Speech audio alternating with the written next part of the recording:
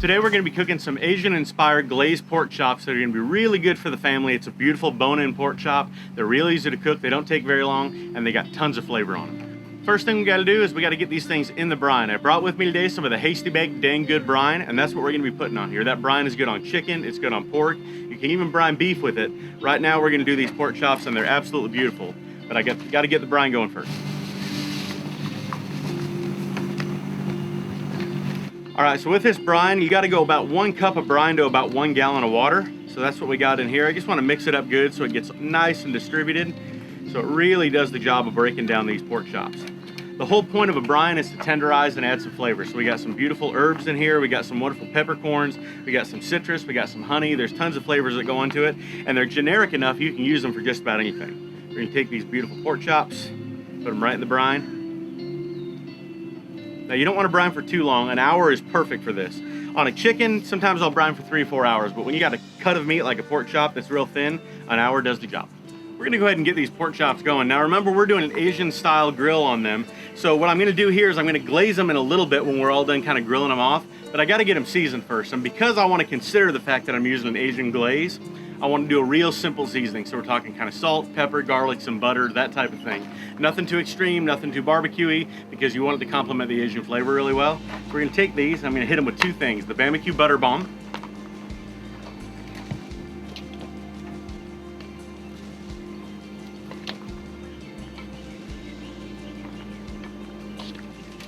I want you to see what this brine did. These pork chops, when we pulled them out, were a little stiff.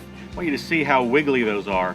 That's what happens when you have a good brine. It breaks down all that tissue, allows those to be super tender, so when we grill them up and the meat tends to seize, which it's gonna do overheat, they're nice and tender and you're gonna get a really good, smooth, clean bite. And just to complement our flavor, a little all queued up grilling time. Again, kind of a salt, pepper, garlic, a little bit of sugar, but not much. Nothing too overpowering on the flavor. We're gonna let the sauce do that.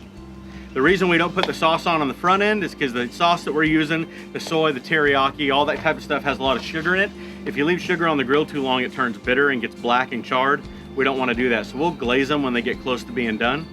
But for the time being, we're going to leave all that sugar stuff to the very end. We're going to get these pork chops on the Hasty Bake Grill. Now I have my firebox here set in about the bake position. The reason I want it in the bake position is if it was all the way up at sear, it would start to kind of create a crust on these things and not give me enough time to smoke. It would cook them too fast.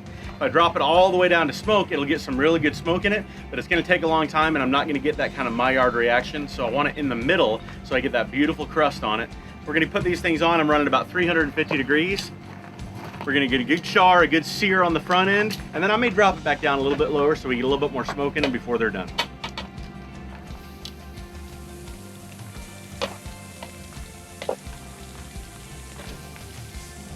All right, we'll kind of keep flipping these, get some good char marks on the outside of them. We'll put them to bed in the smoker for a little bit. 130 internal is what we're looking for, and then we'll get that glaze going.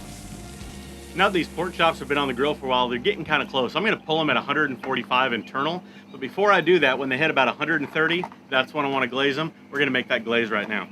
Now we're just eyeballing these ingredients. You can kind of come up with your own ratio of whether you want it to be sweeter, more glazy or whatever, but these are the basic ingredients that I use when I'm doing kind of an Asian styled rub. Not very complicated at all. We're gonna start off with a teriyaki sauce, and you just need enough to really form a glaze. That might have been half a cup or so.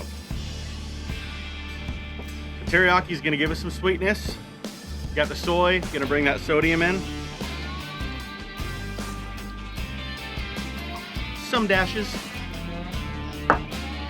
Gonna do some minced garlic, probably about 2 teaspoons or so.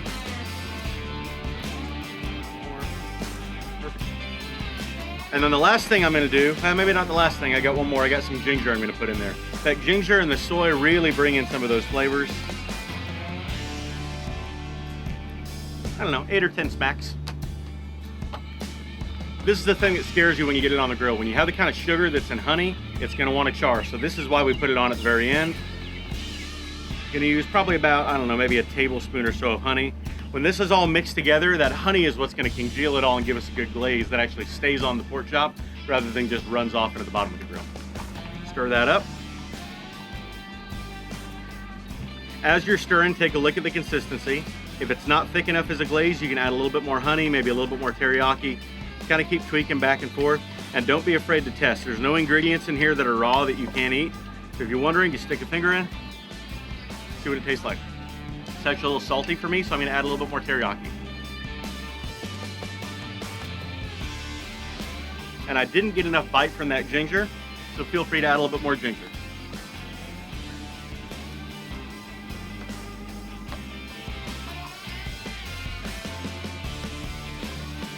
Last taste, see how it goes. That I like. You can attempt these pork chops as long as they're around that 130 mark. We'll go ahead and give them glazed up. Our internal temp looks good. We're gonna go ahead and glaze them up.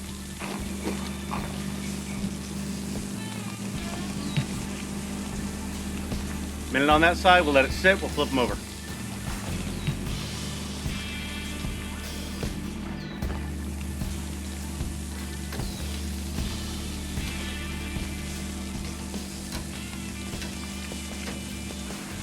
All right, so now we're gonna go ahead and prepare our side for these Asian style pork chops. A lot of things you could do, kind of a stir fry side. Today we're just gonna go real simple with some white rice. The cool thing is we can cook white rice on the grill. You're not gonna get any smoke in it because we're gonna cover it up. But if you already got fire going, why waste the heat, right? So we're gonna start off with 1 cup of white rice.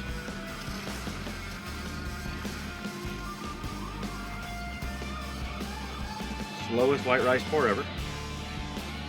In our pot. I have put a little bit of foil around the pot just to protect it from the fire. If it's a pot you don't care about, that's fine. But if you only have a pot that you normally use inside the house, some foil when you put it on the grill is nice and easy. Then instead of using water, I really prefer to use chicken stock. Now chicken and pork are real interchangeable when it comes to flavor. Beef stock would probably be a little overpowering with pork chops, but chicken stock is a nice good flavor. It's gonna kind of bring out some of that umami flavor in the rice without being real bland. So we go 2 cups of stock to 1 cup of rice. That'll feed probably 4 or 5 people as a side.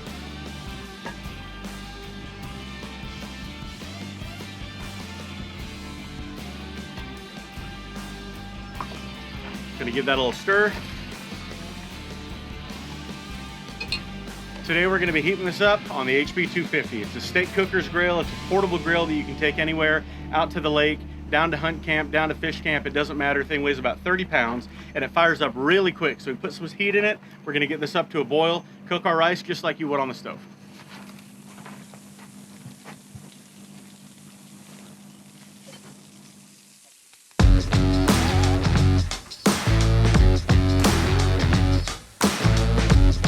Asian-inspired marinated pork chops. These are absolutely gonna be killer. When I was cutting it was just kind of wanting to fall apart, which means that brine really did its job. The glaze really came together on it. It's shining absolutely beautiful, but the real test is how does this thing taste?